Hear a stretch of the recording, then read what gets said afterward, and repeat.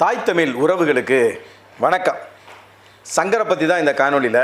நமக்கெல்லாம் சங்கர்னு சொன்னால் உங்களுக்கு புரியாது.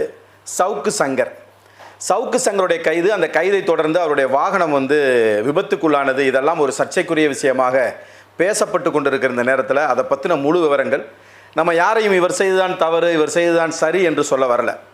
சமர்க்களம் ரெண்டையும் எடுத்து வைக்க போகுது. இந்த பக்கம் சங்கருடைய கைது, இந்த பக்கம் அவர் ஒரு ஐபிஎஸ் அதிகாரியை இப்படி பேசலாமா, இரண்டையும் எடுத்து வைக்கிறோம். சமர்க்களத்தினுடைய நேயர்கள் உங்களுடைய தீர்ப்புக்கே விடுறேன். கருத்துக்கள் பெட்டியில் உங்களுடைய கருத்துக்களை நீங்கள் தெரிவிக்கலாம். சவுக்கு சங்கர் தொடர்ச்சியாக, அதுவும் ஆளுகிற தரப்புக்கு எதிராக பேசிக்கொண்டே இருக்கிறார். ஏற்கனவே அதிமுக ஆட்சி காலத்தில் அதிமுகவை பயங்கரமாக விமர்சனம் செய்து கொண்டிருந்தார். அப்போ எல்லாரும் என்ன சொன்னாங்கன்னா, இவர் திமுகட்ட பணம் வாங்கிட்டு இதெல்லாம் செய்கிறாரு அப்படின்னு சொல்லி சொன்னாங்க. இப்போ சவுக்கு சங்கர் சில முக்கியமான விடயங்களை வரிசையாக நமக்கு தெரியும். பிடிஆர் தியாகராஜனாக இருக்கட்டும், இல்லைனாக்க செந்தில் பாலாஜியோடைய இதுவாக இருக்கட்டும், எல்லாமே அவர் சொல்ல நடந்துக்கிட்டே இருந்துச்சு. செந்தில் பாலாஜி கைது செய்யப்படுவார் அப்படின்னாரு, நடந்துச்சு. அடுத்தாப்பில் பொன்முடி கைது செய்யப்படுவார் அப்படின்னு நடந்துச்சு. அடுத்தாப்பில் ஐயா துரைமுருகன் ஐயா அவருக்கு சில சிக்கல்கள் உண்டாகும், இப்படி வரிசையாக அவர் சொன்னால் எல்லாமே நடந்தது. அப்படின்னா அந்த வரிசையில் ஒன்று ஒன்றா வந்துக்கிட்டு இருக்கும்போது இப்போ என்ன சொல்கிறார் அப்படின்னா, கொஞ்ச காலமாக அவர் திமுகவை மிக அதிகமாக விமர்சிக்கக்கூடிய, திமுகவினுடைய அரசியலை வெளியரங்கமாக கொண்டு வர்றது, இந்த மாதிரி விஷயங்களை செஞ்சார். அதுலேயும் குறிப்பாக G2, அப்புறம் அந்த லூலு மால், இந்த மாதிரி விஷயங்கள். எப்பயுமே பாருங்கள், எதிர்க்கட்சியாக இருக்கிறவங்கள பற்றி நம்ம பேசுகிறது கொஞ்சம் கடினமாக இருக்கும். ஏன்னா சில தரவுகள் நமக்கு கிடைக்காது, தொடர்ந்து செய்தி கிடைக்காது. ஆனால் ஆளுகிற தரப்பை பற்றி நம்ம பேசுகிறோம் அப்படின்னா நிச்சயமாக தினம் அவர் 4 காணொலியை கூட போடலாம், அந்த அளவுக்கு. இருந்தாலும் ஒரு ஐபிஎஸ் அதிகாரி மீது ஒரு குற்றச்சாட்டை வைக்கிறார். இந்த ஐபிஎஸ் அதிகாரி இதுபோல் சில விஷயங்களை பெண்கள் சம்பந்தப்பட்ட விஷயத்தில் இப்படி நடந்துக்கிறாரு அப்படின்னு சொல்லி அருண்குமார் என்கின்ற ஒரு ஐபிஎஸ் அதிகாரி மீது குற்றங்கள் பலவற்றை வைக்கிறார். ஏற்கனவே ஆளுகிற தரப்பு திமுக இவர் மீது எப்படா இவரை கட்டலாம் அப்படின்னு யோசிச்சுக்கிட்டு இருந்த நேரத்தில் இப்போ அவர் காவல்துறையவே இப்படி பேசியிருக்கிறது, அவரை கைது செய்திருப்பது என்பது அதான் நம்ம சொல்லுவோம்ல, எல்லாரும் உபயோகப்படுத்தக்கூடிய வார்த்தை தான். ஜனநாயகத்தினுடைய ஒரு முக்கியமான தூண் என்பது ஊடகம். அந்த ஊடகத்தினுடைய குரல் வலை நெரிக்கப்படுகிறது அப்படின்னெல்லாம் பேசுகிறாங்க. ஆனால் இந்த வழக்குக்காக இப்படி கைது செய்யப்படலாமா அப்படின்னா, நீங்கள் பாருங்கள், ஒரு மற்ற செக்ஷன்லாம் போட்டிருக்கிறாங்க. அதெல்லாம் கூட ஓரளவுக்கு அவருக்கு பொருந்துகிற மாதிரி இருக்கும், அவரை கைது பண்ணுறதுக்கான முகாந்தாரம் இருக்கலாம். ஆனால் சவுக்கு சங்கர் அவர்கள் கஞ்சா வச்சுருந்தார். 1/2 கிலோ கஞ்சாவை வைத்திருக்கும் போது அவருடைய காரில் இருந்து பிடிபட்ட கஞ்சா பிடிபட்டது அப்படின்னு சொல்லி போதைப் பொருள் சம்பந்தமாக இவரை கைது செய்கிறோம் அப்படிங்கிறது இது எந்த அளவிற்கு ஏற்புடையது, எந்த அளவுக்கு மக்கள் நம்புவாங்கன்னு தெரியாது. ஏன்னா ஏற்கனவே அதிமுக ஆட்சி காலத்தில் பார்த்தீங்கன்னா செரீனா அப்படிங்கிற ஒரு விமான பணிப்பெண் நமக்கு எல்லாருக்குமே தெரியும். அவங்க மீது ஜெயலலிதா அம்மையாரும் சசிகலா அவர்களும் சேர்ந்து இதே போல் கஞ்சா அவங்க வியாபாரம் செஞ்சாங்க அப்படிங்கிற பேரில் தான் அவங்களை கைது பண்ணாங்க. எதனால இந்த மாதிரி விஷயங்களில் கைது பண்ணுறாங்க அப்படின்னா, இந்த மாதிரியான வழக்குகள் நீங்கள் அவ்வளவு எளிதாக நீங்கள் ஜாமீன் வாங்கிட்டு வெளியில் வந்துட முடியாது. அதனால தான் இது போன்ற வழக்குகளை உங்கள் மேலே போடுறத தொடர்ச்சியாக இந்த மாதிரி ஆயுதங்களை அவங்க பயன்படுத்துகிறாங்க. அது திமுகவாக இருக்கட்டும், அதிமுக இருக்கட்டும். எப்பயுமே பாருங்கள், ஆளும் தரப்பு எதிர் தரப்பு, அவ்வளோதாங்க. இதில் இவங்க இப்போ அதிமுக நாளைக்கு ஆளுங்கட்சியாக வந்துட்டாலோ, இல்லை ஆண்டு கொண்டு இருக்கிற திமுக எதிர்கட்சி ஆயிட்டாலோ, அதெல்லாம் கிடையாது. ஆளுகிற தரப்பு எப்பயுமே, அது திமுகவாக இருந்தாலும் அதிமுகவாக இருந்தாலும் அதே தான் செய்யப்போகுது. எதிர்த்தரப்பில் எதிர்கட்சியாக இருக்கக்கூடியது திமுகவாக இருந்தாலும் அதிமுகவாக இருந்தாலும் அதே தான் செய்யப்போகுது. திமுக ஆட்சி வருவதற்கு முன்பதாக வரைக்கும் சவுக்கு சங்கரை தூக்கி பாராட்டிய திமுக இன்னைக்கு இல்லை. இப்போ என்ன சொல்கிறாங்க, அவர் எடப்பாடிட்ட பணம் வாங்கிட்டு பேசுகிறாரு அப்படிங்கிற மாதிரியான சூழல் இப்படி போகுது. இப்போ அவர் சொன்ன வார்த்தைகள் சரியா தவறா அப்படின்னா, என்ன இருந்தாலும் சவுக்கு சங்கர் பொத்தாம் பொதுவாக பேசியிருக்கக்கூடாது. இப்போ நிறைய பேர் மேலே இதே மாதிரி நிறைய வழக்குகள், இதே ஐபிஎஸ் அதிகாரிகள் மீது, ஐஏஎஸ் அதிகாரிகள் மீது எவ்வளவோ வந்திருக்குது. இன்றைக்கி கர்நாடகாவில் கூட பிரஜ்வால் ரேவண்ணா மீது வழக்கு வந்திருக்கு. ஆனால் அதற்கான காணொலிகள் வந்திருக்குது. இப்போ அதே போல் பல வழக்குகளை நம்ம சந்திச்சிருக்கிறோம். இதே போல் ஐபிஎஸ் அதிகாரியாக இருந்த பல பேருடைய வழக்குகள். ஆனால் ஒவ்வொருத்தரும் அவங்களுக்கு யாராவது ஒருத்தர் வழக்கு சொல்லியிருப்பாங்க. இது போல் என்னை ஒருவர் இந்த மாதிரி பாலியல் வன்கொடுமை செய்தார் அப்படின்னு சொல்லியிருப்பாங்க. அதன் முகாந்தாரமாக வழக்குகள் போயிருக்கும். ஏன் மேற்கு வங்காளத்தினுடைய கவர்னர் ஆனந்த போஸ் மேலேயே அங்கே வேலை செய்யக்கூடிய பணிப்பெண் வழக்கு சொல்லியிருக்கிறாங்க. இது வேற.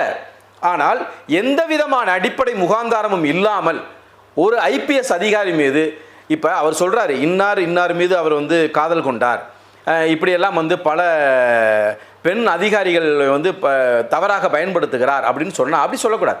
இன்னார் பண்ணாங்க, அவங்க என்கிட்ட வந்து சொன்னாங்க, அதுதான் வந்து ஒரு ஊடகம் தர்மமாக இருக்க முடியும். எதுவுமே சொல்லாமல் பொத்தாம் பொதுவாக ஒரு ஐபிஎஸ் அதிகாரி மீது இப்படிப்பட்ட இதை தூக்கி அள்ளி வீசுறது என்பது அந்த அளவிற்கு ஏற்புடையதாக தெரியல. ஒருவேளை அந்த பக்கம் இதுவெல்லாம் நடந்திருக்குதுமா அப்படின்னா நடந்திருக்கிறதுக்கும் வாய்ப்புகள் இருக்கலாம். அதனால வந்து நம்ம ரெண்டையும் தான் நம்ம வந்து பொருத்தி பார்க்கணும். இவர் ஏன் இவ்வளவு ஐபிஎஸ் அதிகாரிகள் இருக்கும்போது இவரை பற்றி மட்டும் ஏன் பேசுகிறாரு? அப்போ இவர் ஏதாவது அவர்கிட்ட கேட்டு இவருக்கு ஏதாவது செஞ்சு கொடுக்காம போயிட்டாரா, இல்லை இவங்க ரெண்டு பேருக்குள்ள வேறு எதுவும் காழ்ப்புணர்ச்சி இருக்குதா அப்படின்னு பார்க்கணும். இந்த பக்கம் இருக்கக்கூடிய அருண் ஐபிஎஸ் அவர்கள் இப்படிப்பட்ட செயல்கள் செய்யக்கூடியவர் தானா என்பதையும் மக்கள் தெரிந்து கொண்டு ஆராய்ந்து கொள்ள வேண்டுமே தவிர எந்த விதமான ஒரு பெயரையும் குறிப்பிடாமல் யாரும் இவரிடம் வந்து எந்த ஒரு ஆதாரமும் இல்லாமல் சவுக்கு சங்கர் இந்த மாதிரி பேசுறது அவ்வளவு. என்றைக்குமே பாருங்கள், காவல்துறைக்கு வந்து என்றைக்குமே ஒரு அளவு கடந்த அதிகாரம் இருக்குங்க, மிகப்பெரிய அதிகாரம் இருக்கும். எதை வச்சு சொல்கிறோம்னா, ஆனால் ஆளுகிற தரப்புக்கு தான் அவங்க வந்து சாதகமாக இருப்பாங்க. அதுதான் கள சூழல். ஆனால் அப்படி இருக்கக்கூடாது என்பது நிதர்சனமாக இருந்தாலும் அதுதான் வந்து சூழல். இப்போ நீங்கள் பாருங்கள், கருணாநிதி ஆட்சி காலத்தில் இருந்தப்போ ஜெயலலிதா அம்மையாரை வந்து கைது பண்ணி சிறையில் அடைச்சாங்க. யார்? இதே காவல்துறை. அப்போ அம்மையார் ஜெயலலிதா என்ன சொன்னாங்கன்னா, இந்த மாதிரி உங்களை கைது பண்ண வந்திருக்கிறோம்னு சொன்ன உடனேமே ஒரு நிமிடம் இருங்க, நான் ப்ரேயர் பண்ணிட்டு வந்துடுறேன் அப்படின்னு சொல்லிட்டு அழகாக வந்து வண்டியில் ஏறி அதற்கு வந்து ஆட்பட்டாங்க. அப்புறம் சிறையில் அடைக்கப்பட்டாங்க. அதே போலவே அதே காவல்துறையை என்ன செஞ்சிச்சு, அதே ஜெயலலிதா அம்மையார் முதலமைச்சராக இருக்கும்போது ஐயா கருணாநிதி அவர்களை கதற தூக்கிட்டு வந்த காட்சியெல்லாம் நம்ம பார்த்துருக்குறோம். அவர் கட்டின லுங்கியோட கைலியோட கொண்டுட்டு வந்து மத்திய சிறையினுடைய வாசலில் உட்கார வச்சு அதுக்கப்புறம் அவங்கள சிறையில் அடைத்ததெல்லாம் பார்த்துருக்குறோம். இரண்டையுமே செய்தது காவல்துறை தான். ஆனால் ஆளுகிற தரப்பு யார், எதிர்கட்சியில் இருக்கிறது யார், இதை பொறுத்து தான் அவர்களுடைய நிலைப்பாடு மாறும். இப்போ நாளைக்கே வந்து இன்னொரு கட்சி ஆட்சி அமைக்குது, அதிமுக ஆட்சி அமைக்குது அப்படின்னா அடுத்த நிமிடமே வந்து அப்படியே இந்த கலசூழல், இந்த காவல்துறையினுடைய போக்கு அப்படியே மாறிவிடும். இதுதான் காவல்துறையுடைய போக்கு. அப்போ ஒவ்வொரு முறையும் இந்த ஆட்சியாளர்கள் அந்த காவல்துறை பயன்படுத்துகிற விதம் தான் தவறாக இருக்கிறதே தவிர எந்த ஒரு காவல்துறை அதிகாரியும் அப்படி இருக்கிறது இல்லை. ஒரு சிலர் வந்து அப்படி கட்சி சார்ந்து அரசியல் சார்ந்து ஒரு சிலர் இருக்கலாம். ஆனாலும் இது போன்ற விஷயங்களில் இப்போ இவர் ஐயா சவுக்கு சங்கர் அவர் செய்ததும், இந்த பக்கம் அவர் அருண்குமார் ஐபிஎஸ் அவர்கள் ரெண்டு பேர் மேலும் இந்த மாதிரியான மாறியான பேச்சுக்கள் வந்துடுவது எந்த விதமான சாட்சியங்களும் இல்லாமல், எந்த விதமான ஆதாரங்களும் இல்லாமல் தான் ரெண்டுமே இருக்குது. இருந்த பொழுதிலும் ஒருத்தர் இப்படி சொன்னார் அப்படிங்கிறதுக்காகவே அவரை கைது செய்திருப்பது என்பது வந்து அது ஏற்க முடியாத ஒன்றாக இருக்குது. அவர் மீது நீங்கள் வழக்கு தொடரலாம், அவர் மீது வந்து மான நஷ்ட வழக்கு தொடரலாம். அதை விட்டுட்டு வந்து கைது தான் செய்யணும், அதுவும் வந்து உங்களிடத்தில் அதிகாரம் இருக்குங்கிறதுக்காக வந்து அவர் மேலே அவர் கஞ்சா வச்சுருந்ததாகும். இப்போ என்ன சொல்ல வர்றீங்கன்னா, எந்த ஊடகமும் எந்த ஊடகவியலாளரும் இனிமேல் அரசை குறித்து எதிர்கருத்துக்களை வைக்கக்கூடாது, அப்படி வைத்தால் நாங்கள் இப்படி செய்வோம் அப்படிங்கிறத காட்டுறதுக்காக பண்ணுறீங்களா? அப்போ மற்ற ஊடகங்களை, அது மெயின் ஸ்ட்ரீம் மீடியாவாக இருக்கட்டும், இல்லைனா இணையதளங்களாக இருக்கட்டும், வலையொலிகளாக இருக்கட்டும், இவங்களெல்லாம் நீங்கள் அச்சுறுத்துறீங்களா அப்படின்னா அப்போ அரசை பற்றின விமர்சனமே வைக்கக்கூடாதா? இப்படி ரெண்டு தரப்பட்ட விஷயங்களுமே வந்து மக்களிடத்துக்கு முன்னால் வைக்கிறோம். இதில் மக்கள் தான் எது சரியானது எது தவறானது என்பதை மக்கள் தான் என்றைக்குமே முடிவு செய்யணும். என்றைக்குமே காவல்துறை நமக்கு நண்பன் அப்படின்னு சொல்லுவாங்க. ஆனால் அந்த காவல்துறை எங்கெல்லாம் நண்பனாக இருந்திருக்கு அப்படிங்கிறது, யாருக்கு நண்பனாக இருந்திருக்குது அப்படிங்கிறது தான் முக்கியம். இதில் அரசியல்வாதிகளுக்கு நண்பனாக இருந்திருக்குதா, மக்களுக்கு நண்பனாக இருந்திருக்குதா, இதெல்லாம் தான் முக்கியம். இது ஒரு சாதாரண ஒரு வழக்குக்காக இருந்தால் இதே போல் இந்த காவல்துறை முனைப்பு காட்டுமா? இப்போ சவுக்கு சங்கரை கொண்டு வச்சுட்டீங்க, அவர் ஊடகத்தில் ஒரு பிரபலமான ஒரு ஆள் அப்படிங்கிறனால இது வெளியே வருது. இது மாதிரி எத்தனை ஏலபாளைகளை உங்களுக்கு பிடிக்காதவங்களை இன்றைக்கி வந்து ஒரு ஐபிஎஸ் ரேஞ்சில் இருக்கிறதுனால உங்களை பேசுனதுனால இன்றைக்கி நடவடிக்கை எடுத்திருக்கீங்க. இதுபோல் ஒரு ஏட்டையா ரேஞ்சில், ஒரு எஸ்ஐ ரேஞ்சில், ஒரு இன்ஸ்பெக்டர் ரேஞ்சில் அவங்களுக்கு பிடிக்காதவங்களை காழ்ப்புணர்ச்சியோடு எத்தனை பேரை கைது பண்ணியிருக்காங்கன்னு தெரியுமா? சட்டம் தெரியாத, கல்வி கற்காத, படிப்பறிவு இல்லாத ஏலபாளைகளை எவ்வளவு பேரை வந்து இன்றைக்கு சிறையில் அடைச்சிருக்கீங்க? எத்தனை பேருக்கு வந்து அந்த சிறையிலிருந்து வெளியே வர்றதுக்கு தெரியாமல், பரோலில் கூட எப்படி வெளியில் வரன்னு தெரியாமல், இல்லைன்னா வழக்கு நடத்தி நாம் வந்து இதில் குற்றவாளி இல்லை அப்படின்னு நிரூபிக்க முடியாத எத்தனையோ குற்றவாளிகள் சிறைச்சாலையில் இன்னைக்கு இருக்கிறாங்க. அப்போ அவங்களுக்காகவெல்லாம் யார் பேசுவா, அவர்களுக்கெல்லாம் வந்து யார் வழக்காடுவா அப்படிங்கிறத வந்து நாம் சிந்திச்சு பார்க்கணும்.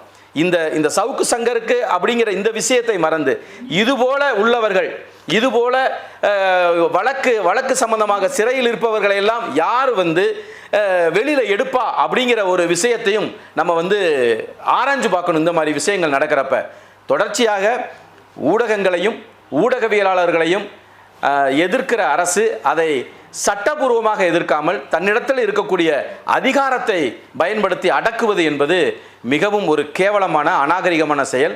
அதே போல ஊடகவியலாளர்களும் தனக்கென்று ஒரு பேரும் புகழும் வர வேண்டும் என்பதற்காக எதனாலும் சொல்லலாம், யாரனாலும் சொல்லலாம் அப்படின்னு நினைக்கிறது மிகப்பெரிய ஒரு இக்கட்டான சூழலாக ஒரு ஜனநாயக நாட்டில் நடக்கக்கூடாத ஒரு விஷயமாக இது தெரிகிறது. ஜனநாயகத்தின் 4 தூண்களும் என்றைக்கு தன்னுடைய வலுவை, தன்னுடைய பலத்தை உறுதியாக வைத்திருக்கிறதோ அந்த அளவுக்கு தான் இந்த ஜனநாயகத்தினுடைய கட்டமைப்பும் உறுதியாக இருக்கும். காவல்துறை நமக்கு நண்பனாக இருக்க வேண்டும். காவல்துறை அரசியல்வாதிகளுக்கு மட்டும் நண்பனாக இருக்கக்கூடாது.